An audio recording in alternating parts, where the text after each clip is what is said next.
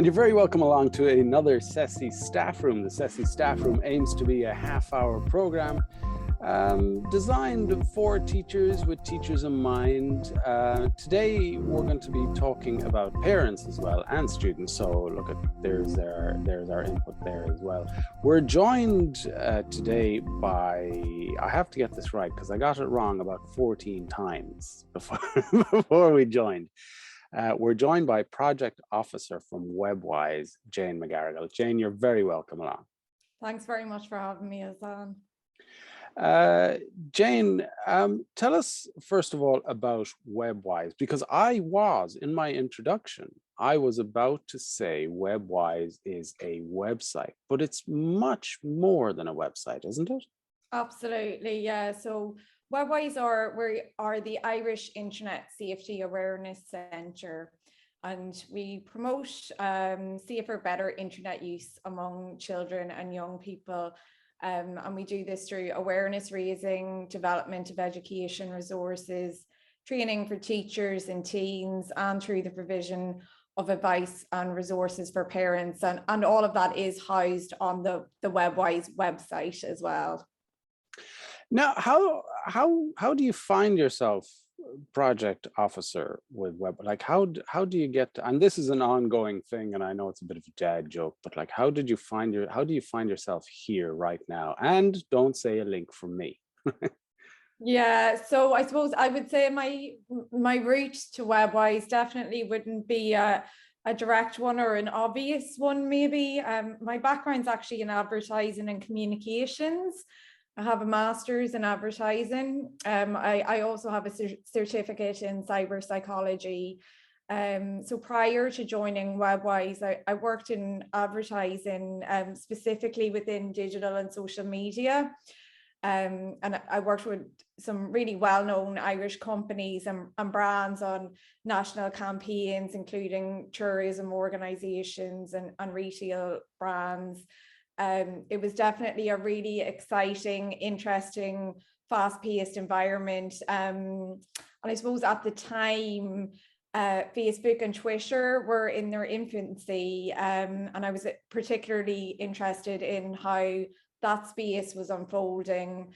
And I was also really proud to work on some exciting initiatives, particularly within tourism. I worked with the tourism organisation in Northern Ireland, my home, and promoting all the exciting things happening there. For example, all the stuff around Game of Thrones at the time and the opening of Titanic. But in 2015, I seen a job opportunity come up with Webwise.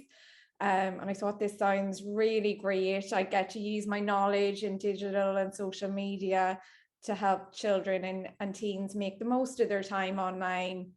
So I've been there ever since. I love it. It's an ever-changing space, and I've been project officer since 2017, and I'm really privileged to work with a brilliant team in Webwise, Katrina Mulcahy and Tracy Hogan, and across the wider professional development service for teachers. It's a good tie-in actually to my next question, and you're saying you're in that environment, and how have you seen it change since you started? So working in a space where you're working with issues around the internet and technology, it's incredibly quick-paced and ever-changing. And as I suppose we've seen the technology evolve over the years, and some of the issues have become more complex. But we would also say we've definitely seen an increased awareness among children, teachers, and parents in the area of online safety, and a real recognition of the importance of education and supporting children online, which is really brilliant progress. There's definitely many challenges. So kind of in the earlier days, when the project was starting out, cyberbullying would have been one of the big concerns, and actually unfortunately remains still one of the big concerns, and the research tells us that as well. So we still have work to do in that regard, and I suppose online safety education has evolved, like I suppose beyond passwords and updating privacy settings, and our program has evolved to reflect that change as well. Online safety education is it's more about developing a set of skills, attitudes and values that help children and young people safely navigate and participate in the online world. And I suppose that's the key to all our programs, empowering children and young people online. How do you do that? How do you start off doing that? So that's actually part of our core area of work. We develop and disseminate free education, curriculum aligned resources to teachers in schools to integrate online safety and digital citizenship into teaching and learning. And these resources cover off core areas including cyberbullying, sexting, privacy, digital citizenship, online well-being, and many more. And we also provide training and support to schools and teachers through our colleagues in the professional development service for teachers. So teachers can access free online courses through teachercpd.ie and online safety and digital citizenship, and can access face-to-face training in the areas of online safety, digital citizenship, use of digital technologies, health and well-being, among other subject areas. So we have built, a good suite of supports, because one of the things, teachers will often tell us is that we don't know where to start, or, we feel like we need more information and training around this. So there's lots of training and support to implement our resources and programs available. That was going to be my next, that was going to be sort of my next sideline or my next question. So over the last series of CESI staff rooms, we started off for Cybersecurity Month talking about cybersecurity, and we included an interview we did with Vince Shivert from America about cybersecurity and what's being done, and it was in around the same time as the HSE hack, so it was relevant, and I've kept it in. Second interview we did with our very own Tom Lonergan, who I love having on, and frankly I would have on again and again and again, but my fear is we just get a bit too nerdy on it.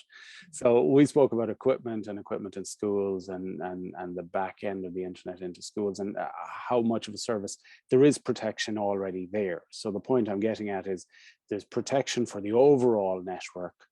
There's protection that Tom and the team are providing for schools and the school broadband.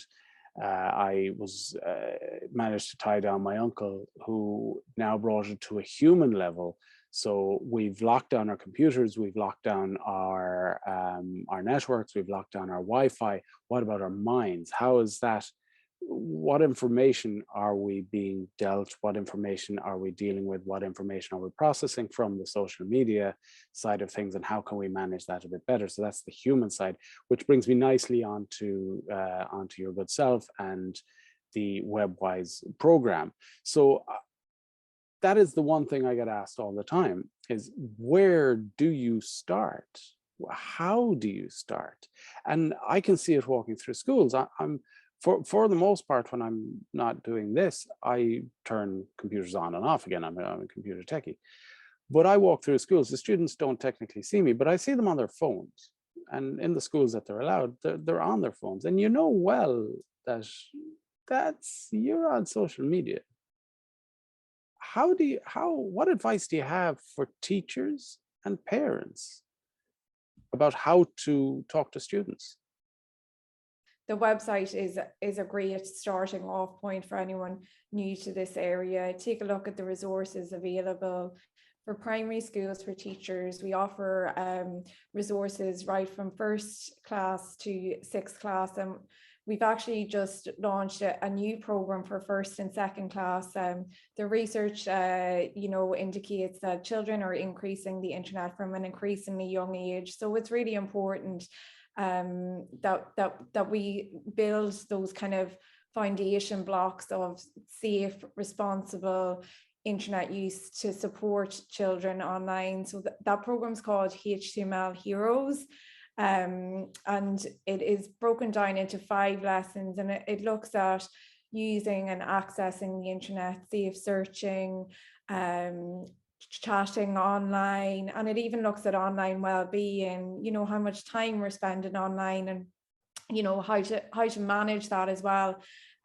It's also supported by 5 really beautifully illustrated short stories that feature HTML hero characters as they go on various different adventures around the internet.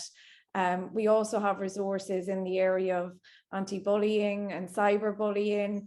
And one of our most recent resources for post-primary schools is the Connected resource.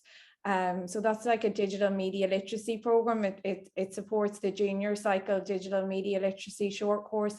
And that covers some of the, I suppose, really kind of up-to-date topics and more complex issues. So we look at things like helping students manage their online well-being, but we also look at things like news media and the problems of false information. So helping students develop those critical thinking skills to verify the information they're encountering online. And we look at things like visual deception, deep fakes, and also big data and the data economy, and rights and privacy online as well. So there is a brilliant suite of resources there available for teachers. We send them out for free to schools in hard copies, or they can be accessed digitally. They're all available in Irish as well, and they're all linked to the curriculum and have been reviewed and approved by the inspectorate in the Department of Education. And for parents equally, we have a whole suite of resources there. Parents have. What advice do you have for parents? So this is a really, really important area of our work. And, you know, with all the schools that we link in with and teachers that we speak to, we know parents often look to schools for support in this area. And our role as an organisation is to support schools, support teachers, children and young people. So we have developed a dedicated hub for parents, actually, I suppose, to help bridge that gap. So firstly, if you're a parent listening, I think it's important to acknowledge and recognize that all families are different.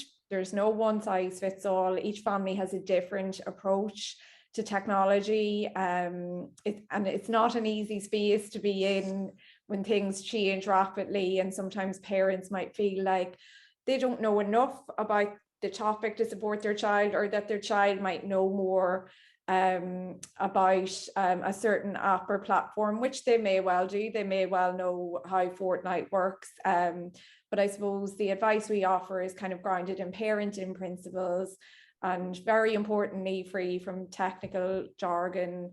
So if you're a parent listening, you know, I'm going to focus on 3 kind of simple steps you can take. Firstly, there's lots of free resources and supports available out there to help parents. And a brilliant starting point is the dedicated Webwise Parents Hub. That's available at webwise.ie/parents. On that, you'll find helpful explainer guides which take parents through all the most popular apps that children and teens might be using. So this is TikTok, Fortnite, Among Us, Snapchat. There's also expert advice videos. So we work with lots of different experts in this area, and we have a host of videos with parenting experts, child psychologists, answering some of the most common questions parents might have, like, is my child spending too much time online? Or how do I talk to my child about image sharing and consent? There's also helpful talking points to get the conversation started, practical guides on setting up parental controls, and there's a free downloadable guide. And the second point I would make is around starting that conversation. Probably the most important thing parents can do to support their child online is to have regular conversations with them. The internet it's a part of their world, so it's important that we take an interest in what they're doing. Let them show you their favorite sites, and And I suppose it's good to remember, don't be too critical of your child's use or interests online. Which brings me to my final point, to remember that the positive aspects by far outweigh the negatives. You know, for most children, going online is a positive experience, but it is important that your child understands that if they do encounter something online, or if something goes wrong online, and it may not necessarily be their fault, to reassure them that they can come to you, they can talk to you, and you'll figure it out together. That's really, really important, that your child won't fear that the technology or their device might be taken off them, because often that can stop children from going to parents or guardians with that fear. I love what you say about, it's not like the internet is part of their world. It's their, it's not necessarily all negative. Thank you very much for joining us. That's all for our staff room for today. Don't forget, if you want to get a hold of us, you can get a hold of me directly on Twitter @HassanDaba. You can get a hold of anybody on the CESI staff room, the Computers and Education Society of Ireland. Twitter is @CESI Tweets. You can contact me directly on our CESI list, which is on the website www.cesi.ie. Don't forget the Webwise program, webwise.ie. Almost forgot to give that a mention. So thanks. That's all we have time for now.